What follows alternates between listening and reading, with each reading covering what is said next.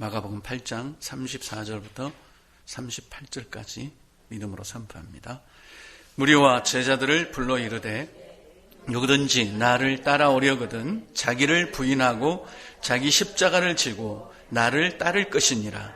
누구든지 자기 목숨을 구원하고자 하면 잃을 것이요 누구든지 나와 복음을 위하여 자기 목숨을 잃으면 구원하리라. 사람이 만일 온 천하를 얻고도 자기 목숨을 잃으면 무엇이 유익하리요? 사람이 무엇을 주고 자기 목숨과 바꾸겠느냐?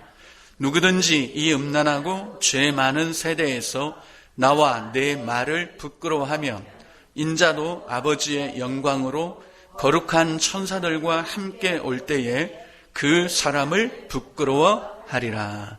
아멘. 네, 오늘 예수께서 말씀하셨습니다. 누구든지 나를 따라오려거든 자기를 부인하고 자기 십자가를 지고 나를 따를 것이니라.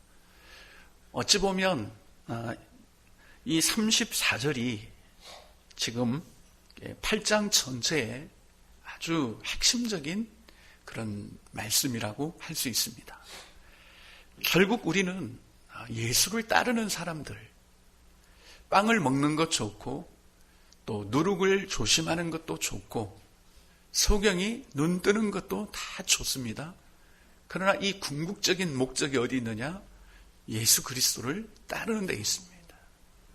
예수 그리스도를 우리가 따르는 데 모든 신앙의 목적이 있습니다. 왜냐하면 예수를 따라야만 아버지께로 가는 길이 되기 때문에 그렇습니다. 그리고 궁극적으로는 우리가 하나님께로 가는 것이 사실은 구원이고 또 하나님께로 가지 않으면 우리의 믿음과 신앙이 별 의미가 없습니다. 그래서 누구든지 나를 따라오려면 자기를 부인하고 자기 십자가를 지고 예수 그리스도를 따라야 된다라고 말씀하십니다. 자기를 부인한 것과 예수를 따르는 것은 우리가 한 단어로 봐도 되겠습니다. 나를 부인하는 것 따로, 예수님 따르는 것 따로가 아니에요. 이거는 같은 거예요, 같은 거. 나를 부인하는 것이 곧 예수를 따르는 것이고, 예수를 따르는 것이 곧 나를 부인하는 것이고, 그리고 우리의 신앙생활의 종점은 바로 여기가 될 수 있죠. 우리가 주님을 따르는 것. 우리 신앙생활의 어떤 기준은 바로 이겁니다. 내 자신이 얼마나 부인되느냐, 나라는 존재가 얼마나 이게 부인이 되느냐, 그게 우리 신앙생활의 가장 중요한 부분입니다. 아무리 예수님을 잘 믿고 주를 위해서 목숨을 내놓는다 해도 자기 스스로가 목숨을 내놓으면 이건 사실 헛된 죽음이에요. 내가 주님을 위해서 죽겠습니다. 그건 별로 유익하지가 않습니다. 그건 주님을 따르는 게 아니에요. 정말 주님을 따라야 된다면 내 자신이 부인되어야 돼요. 자기를 부인한다는 것은 나는 아무것도 아닙니다가 아니라 예수님 다음이라는 거. 항상 예수님 다음. 우리가 바보 멍충이들이 아닙니다. 우리는 뱀처럼 지혜로워야 된다고 예수님 말씀하셨습니다. 우리 예수 믿는 사람들은 나는 아무것도 아니에요, 그러고 널브러져 있는 자들이 아니라 항상 예수님 다음. 예수님이 가시면 그 다음 따라서 가는 거. 예수님 생각 그 다음에 내 생각이고, 예수님의 계획 그 다음에 내 계획이고, 그렇습니다. 그래서 이 자기 부인이 될 때 비로소 우리는 예수를 온전하게 믿는 그런 신앙이라고 할 수가 있습니다. 이게 조금씩 되어져 가는 것이 어떻게 보면 우리의 신앙생활이라고 할 수가 있습니다. 자기를 부인한다는 것은 곧 예수님을 인정한다는 말입니다. 그분을 인정하기 때문에 내가 가진 것은 그분에 비하면 아무것도 아니라는 것이 인정돼야 비로소 내 자신이 부인이 되는 겁니다. 자기를 부인하라 그랬다고 해서 무조건 나는 아닙니다. 나는 못합니다. 나는 아무것도 아닙니다. 나는 그냥 가만히 있으렵니다가 아니라 예수 그리스도가 인정이 되기 때문에 그분의 생각과 그분의 계획과 그분이 나를 이끄심을 내가 전적으로 수락하는 거예요. 받아들이는 거예요. 이거를. 그게 자기 부인인데 우리가 신앙생활을 하면서 한 가지 그 불분명한 게 이건 아니에요. 목사님, 그럼 난 어떻게 해야 됩니까? 복음은 우리가 할 수 없는 그 일, 우리 육신이 연약하여 할 수 없는 그것을 하나님이 그리스도를 통해서 하신 일이다. 그럼 목사님, 우리는 가만히 있으면 되나요? 아니죠. 가만히 있으면 되는. 그게 이제 하나의 딜레마 아니겠습니까? 그러면 어디까지, 목사님, 내가 어디까지 내가 해야 되고, 어디서부터는 그러면 예수님이 해야 됩니까? 그렇게 묻는 분들도 많이 있습니다. 아무것도 안 하면 됩니까? 그거 하나 하고, 그러면 내가 어디까지 내가 해야 되고, 어디까지는 예수님이 하셔야 되는지, 그 질문이 보통적인 겁니다. 사실 그건 우문이죠, 우문. 그걸 우리가 규정할 수가 없습니다.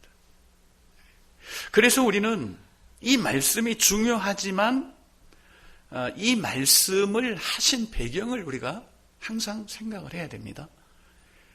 우리 너무 믿음이 좋아. 그리고 너무 급해요. 예수님이 말씀하시면 벌써 가고 있어. 그걸 실행하려고 그냥. 자기를 부인하고 자기 십자가를 지고 날 따라야 된다. 그러면 벌써부터 막 자기 부인에 들어가는 거예요. 그러다가 이게 아닌게벼 하고 다시 나오고 그러는데 정말 성경은 우리를 막 선동해갖고 그렇게 우리를 움직여가는 게 아니라 우리를 납득하게 만들어요.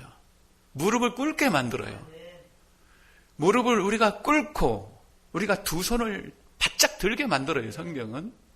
우리가 두 손을 바짝 들을 때 비로소 우리는 자기 부인이 되는 겁니다. 언제 우리가 두 손을 들고 언제 우리가 항복합니까? 상대가 누구인지를 정확히 알아야 돼요. 상대가 누구인지를 모르기까지는 우리가 절대 항복하지 않습니다. 그러나 상대가 어떤 존재인지를 알면 우리는 두 손을 들 수밖에 없고 항복할 수밖에 없습니다. 그래서요. 그러면 당신이 하세요. 그는 난 따를게요. 상대가 누구인지를 알면 그렇게 되는 겁니다. 완강하게 버티다가도 내가 이런 사람이야 라고 신분증을 꺼내 들면 그렇습니까? 그러면 알아서 하세요. 이렇게 되는 거잖아요. 우리 육신적인 관계에서도. 그러니까 예수님도 자기를 부인하라고 우리에게 강요하지 않습니다. 강압적으로 하지 않습니다. 성경에 보십시오. 언제 하나님께서 막 강압적으로 그렇게 하신 적이 있습니까? 우리가 야곱의 일생만 봐도 그렇잖아요. 야곱을 하나님께서 강압적으로 굴복시킵니까? 아니잖아요. 그냥 두잖아요. 스스로 하나님 앞에 항복할 때까지 놔둡니다. 언제 항복합니까? 야복강에서 결국은 항복하지 않습니까? 하나님이 당신이 나를 축복하지 않으면 난 당신 보낼 수 없습니다. 이건 뭐죠? 자기 항복이라는 거예요. 여기가 이 시점인 거예요. 나라는 존재는 당신이 나를 축복해줘야만 되는 존재입니다. 여기서 야곱이 바짝 손을 드는 겁니다. 그 전까지는 한번 보세요. 얼마나 자기 주장이 강했습니까? 하나님이 다 해주시겠다고 하는데도 아버지를 속이고 형을 속여서 장자의 축복을 뺏어내고, 삼촌 라반의 집에서도 동일한 그 일을 이루고, 에서를 만나는 그 상황에서도 선물 공세로 이걸 돌파해 보려고 했던 야곱입니다. 그런데도 하나님은 가만히 내버려 두십니다. 왜요? 강압적으로 하면 하나님은 비인격적인 존재입니다. 하나님, 우리가 스스로 항복하기를 원합니다. 하나님, 그분이 어떤 분인 줄을 알고 그분 앞에 두 손 들 때까지 하나님 우리를 기다려 주십니다. 우리 탕자의 비유도 마찬가지입니다. 유산 주세요. 그냥 줘요. 그 유산 다 탕진하는 거 알고 있습니다. 내버려 둡니다. 자기 스스로 아버지 집에 대한 그리움, 내가 품꾼일지라도 아버지와 함께 살면 되겠다라고 항복할 때까지 기다리는 거예요. 그렇게 돌아올 때 하나님은 잔치를 벌여주시고 모든 것을 회복시켜 주는 겁니다. 하나님이 강압적으로 할 것 같으면 그분을 우리가 인격적으로 믿을 수가 없습니다. 성경에 나오는 모든 인물들이 하나님 항상 스스로 항복하기를. 믿음의 조상이었던 아브라함 어떻습니까? 애굽으로 가는 거 그냥 냅둡니다. 애굽으로 가서 아브라함이 잘못했는데 애굽 왕 바로를 혼내켜버린 거예요. 하나님이. 거기서 하나님을 만나는 거예요. 아브라함이. 그리고 거기서 항복을 합니다. 그때부터 자기 목숨을 구하려고 아내를 누이라고 속였던 아브라함이 자기 목숨 아까운 줄 모르고 롯을 구하러 가지 않습니까? 자기 살기 위해서 애굽으로 내려갔던 아브라함이 이제 롯에게 네가 우하면 나는 좌하고 네가 좌하면 나는 우할 거야. 네 마음대로 좋은 거 선택하라. 그렇게 하나님께 항복이 될 겁니다. 하나님은 우리를 막 마구잡이로 강요에 의해서 우리 자신을 부인하고 하나님께 손들고 오기를 바라는 것이 아니라 그냥 우리 스스로 하나님이 납득이 되고 하나님이 인정이 되고 하나님 그분이 내 참 주인이라는 게 깨달아지고 그래서 내가 그분 앞에 손들고 나아가는 것이 나에게는 축복이요 행복이라는 것을 이 인격적 깨달음을 통해서 나오기를 원하십니다. 우리와 영원히 하나님 함께 살 터인데 강압에 의해서 우리가 하나님을 인정하고 하나님께 두 손 들고 나간다면 그 삶이 온전하겠습니까? 그렇지 않다는 거죠. 그래서 오늘 말씀도 자기를 부인하라고 하는 것도 처음부터 그런 거 아니었습니다.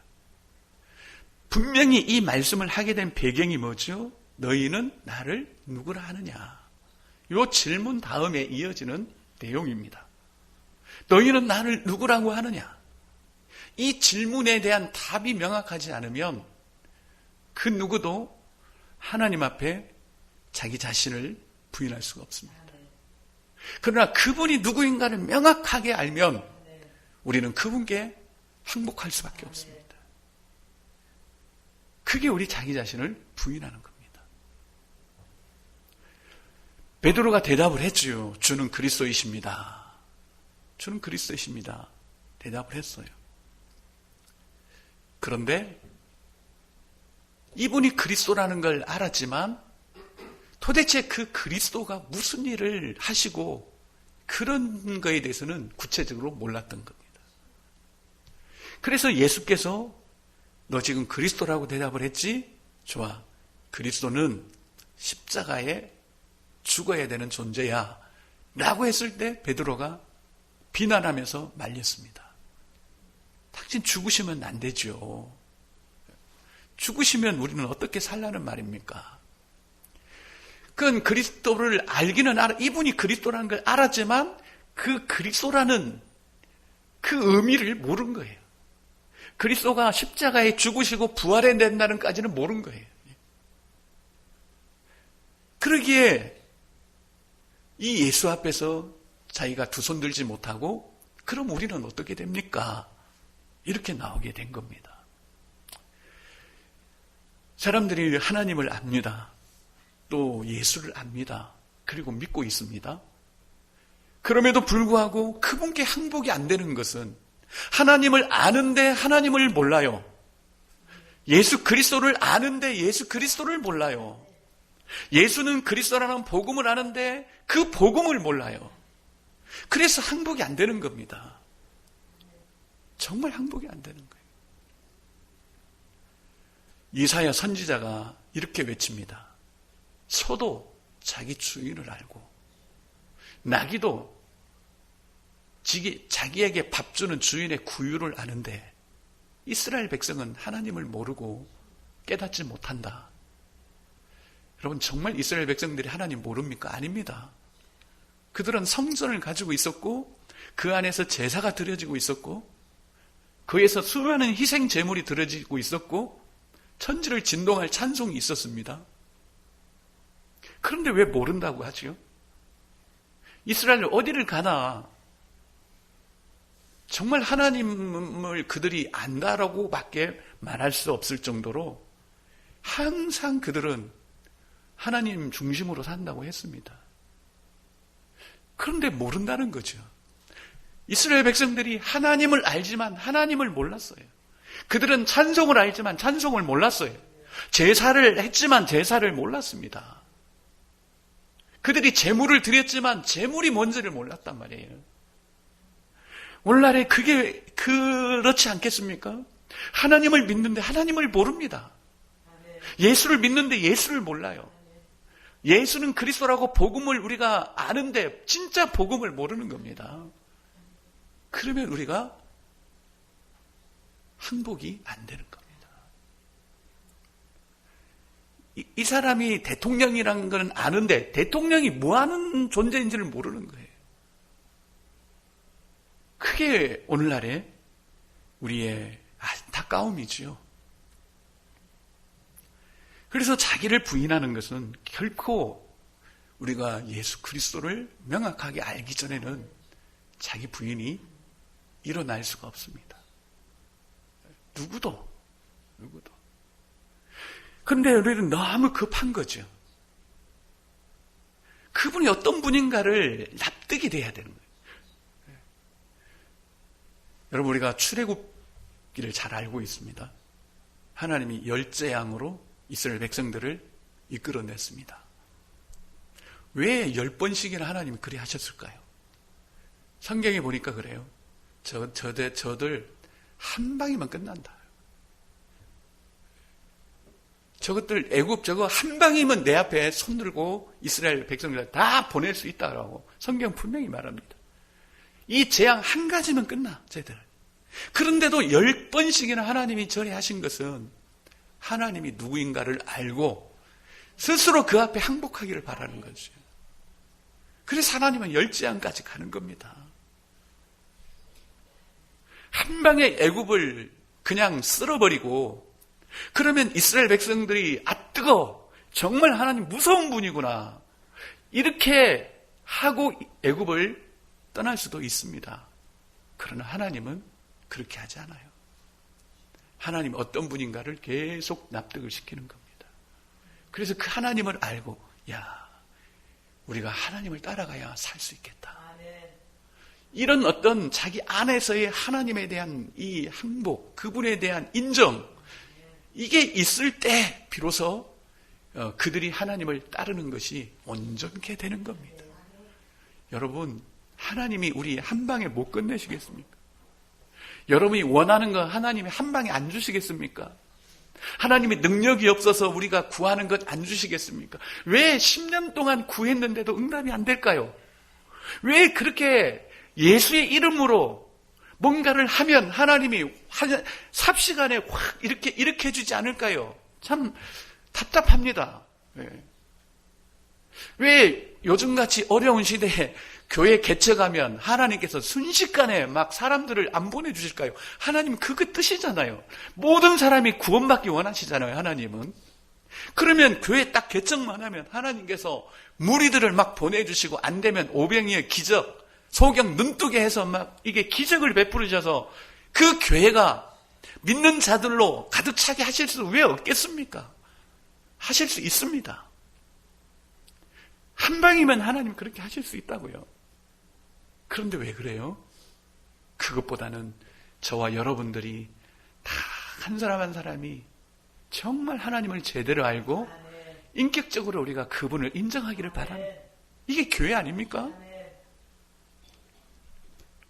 뭔가 되는 게 교회가 아니라 다 하나님을 진짜 전인격으로 그분을 인정하는 거예요. 그분을. 이걸 원하시는 겁니다. 여러분, 왜 그렇습니까? 하나님이 기적을 베풀어줘도 인간 세상 안 변합니다. 하나님이 엄청난 일을 해도 안 변합니다. 유일하게 변하는 것은 여호와를 아는 지식이 물이 바다 덮음같이 충만해질 때 우리가 사는 세상이 변하고 한 인격이 변하고 삶이 변하기 때문에 그렇습니다. 그래서 우리의 신앙은 얼마나 빨리 이루어지느냐가 문제가 아니라 얼마만큼 내 인격이 하나님 앞에 굴복하느냐, 하나님을 얼마나 내가 인정하느냐, 이게 중요한 겁니다. 여러분 부모 아닙니까? 또 우리 자녀도 있지만 부모가 회초리 들면 빠릅니다. 얼마나 빠릅니까? 정말 회초리 들면 빨라요. 예. 그런데 설득하는 것은 시간 오래 걸립니다. 기다려주는 건 오래 걸립니다. 정말 오래 걸립니다. 그러나 빠르다고 회초리 들었다가 어떻게 합니까? 결국 자기 주관이 뚜렷해지면 배반합니다. 그건 아닌 거예요. 우리 인격이 항복해야 되는 인격이. 회초리가 무서워서 항복하는 것은 진정한 항복이 아닙니다. 우리 인격이 그분이 인정돼야 돼요. 정말 하나님을 내가 인정해야 내가 살 수 있겠구나. 그래야만 자기 자신이 부인이 되고, 그렇게 될 때 우리가 하나님의 모든 은혜를 누리며 살아갈 수가 있습니다. 우리 인간이 참 하나님의 것을 누리지 못하는 것은 이 괜한 이게 고집 때문에 그래요. 이 내 것 때문에. 저도 어렸을 때 정말 라면 얼마나 맛있습니까? 야, 내 목숨하고도 바꿀 수 있을 것 같았어요. 라면 한 그릇 먹으면. 근데 저는 이제 초저녁 일찍 잠이 들어요. 어렸을 때. 잠결에 이렇게 깨보면 옆에서 라면을 끓여 먹고 있어요. 미치는 거예요, 저는. 그러면 깬 척하고 이렇게 일어나서 라면 먹으면 얼마나 좋아요. 근데 그걸 못하고 계속 깨어 있으면서도 이놈의 자존심 때문에 계속 있는 거예요. 누가 안 깨워주나. 라면 먹자고 좀 흔들어서 깨워주면 좋을 텐데 아무도 안 깨워주고 끝까지 다 먹는 겁니다. 그러면 얼마나 미운지 몰라요. 막. 부모 식구들 다 미운 거예요. 도대체 왜 깨워서 같이 먹자고 하지. 그렇게 고집 피우다가 나면 홀랑 못 먹는 일들이 있다는 겁니다. 우리 그럴 필요 없습니다. 그냥 인정하고 그냥 하나님이 주신 것 다 받고 누리고, 그렇게 하나님은 우리가 살기를 원하시는 거예요. 괜히 쓸데없는 자존심 때문에 내 스스로가 나아가면 꼭 안 될 것 같으니까, 그러면 무시할 것 같으니까 꼭 누군가가 나를 끌고 가주기를 바라는 이 얄궂은 자존심, 이것 때문에 안 되는 거잖아요. 우리가 하나님 앞에 우리가 신앙생활 하다 보면 참 그런 경우들이 많아요. 분명히 마음은 아닌데도 누군가가 나를 끌어주기를 바라는, 그러다가 안 끌어주면 다 놓치는 거예요. 누군가가 나를 깨워서 라면을 먹자고 해주기를 바라는 그 마음 때문에 제가 어렸을 때 망한 겁니다. 그 맛있는 라면 못 먹은 거예요. 그럴 필요 뭐 있나요? 그건 내 자신이 부인이 안 되는 거예요. 그냥 일어나서 좀 주세요 하면 되잖아요. 그냥 내려놓고 나 은혜 받고 싶어요. 그리고 나오면 되는 거고, 교회를 통해서 베풀어 주시는 모든 은혜에 그냥 나 참석하면 되는 거고요. 오늘 경마공원 간다 그러면 내가 앞장서서 막 가려고 하고, 누가 꼭 같이 가자라고 해주기를 바라지 않고 내가 스스로 솔선수범해서 참여하고, 교회에 무슨 일이 있으면 빼지 않고 내가 먼저 막 앞장서서 나 좀 끼워달라고, 나 좀 하게 해달라고, 그렇게 우리가 신앙생활하면 얼마나 좋을까요? 우리가 누군가가 나를 데리러 오겠지, 탕자 아무도 데리러 안 갔습니다. 자기 스스로 그냥 온 거예요. 하나님이 그런 분이라. 그러니까 철저하게 우리가 하나님이 어떤 분인가를 알면 그런 것들이 내려놔지 인정이 된다라는 거예요. 인정이. 그래야 그때부터 비로소 우리가 하나님의 은혜를 제대로 누리면서 살아가는 겁니다. 솔직하게 우리 한번 고백해 봅시다. 우리가 예수 믿고 지금 신앙생활을 합니다. 그런데 얼마나 그분의 능력과 은혜로 우리가 지금 신앙생활을 합니까? 저는 10%도 채 안 된다고 봅니다. 전부 다 내 노력으로 신앙생활을 하지 않습니까? 지금? 정말 10%도 안 돼요. 그분의 은혜로 사는 게 10%도 채 안 될 것 같아요. 근데 우리는 100% 은혜로 살아야 되죠. 또 그렇게 살도록 이미 다 모든 것을 끝내셨지 않습니까? 다 이루었다고. 다 끝내셨다고. 그럼에도 불구하고 내 이 자존심, 내 체면, 내 입장, 그걸 먼저 생각을 하니까 하나님이 이미 끝낸 일들도 우리가 먹지 못해. 밥 먹어라, 밥 차려놨다, 그래도 못 먹고. 그러니 갈수록 기독교 신앙이 빈곤해져 가지 않습니까? 갈수록 더 빈약해져 가는 것 같아요. 예수 믿는 믿음이. 왜냐하면 내 것으로 신앙생활을 하려고 하니까 어쩔 수가 없는 겁니다. 그래서 살려고 하지만 죽는 거고. 35절 보면 그래요. 누구든지 요 앞에 영어 역본에 보면 이게 포가 붙어 있습니다. 포. 이걸 뭐 그러므로 해석을 해도 되고 뭐 왜냐하면 이렇게 해석을 해도 되는데 저는 왜냐하면으로 해석을 하고 싶어요. 누구든지 나를 따르고는 자기를 부인하고 자기 십자가를 지고 나를 따를 것이니라. 왜냐하면 누구든지 자기 목숨을 구원하고자 하면, 그러니까 자기 입장 생각하고 자기 자존심 생각하고 그러면 잃을 것이요, 누구든지 나와 복음을 위하여 자기 목숨을 잃으면 구원하리라. 정말 복음이 너무 귀하고 예수 그리스도가 나의 완전한 주인 되시고 그분이 내 운명을 결정하는 분이시라는 걸 내가 확실하게 알고 믿기 때문에 모든 것을 그분에게 맡길, 그럴 때 우리는 생명을 얻게 된다는 거죠.